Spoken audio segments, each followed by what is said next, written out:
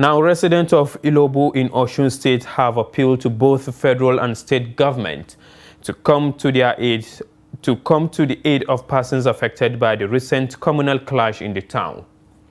They lamented that many of the displaced residents remain homeless, while those whose businesses were destroyed have been rendered jobless. Trust TV's Hamido Egbadi now reports.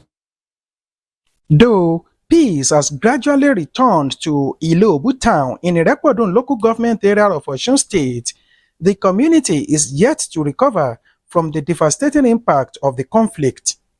Several businesses were destroyed, many lives were lost, and numerous residents were displaced after their homes were set ablaze during the crisis. Some of the affected residents said they are slowly rebuilding their lives and returning to their homes. Some are still a refugee in their hometown. What do I mean? Those buildings that were burned down. I mean, most people that are residing, that have their building very in the border area, border with Ifon, border with Erin. Those buildings were raised down. They cannot go back to their home, they cannot go back to their farm. You have people that they have burned down their farm. There's no way for them to survive.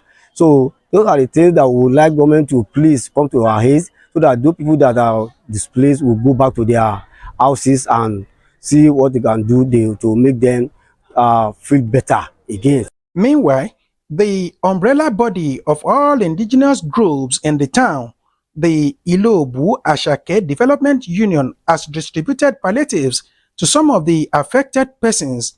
The president of the union, Olufemi Salako, called on government to support the ongoing resettlement efforts. During the crisis, businesses were destroyed, businesses were burnt, houses were burnt, people were displaced.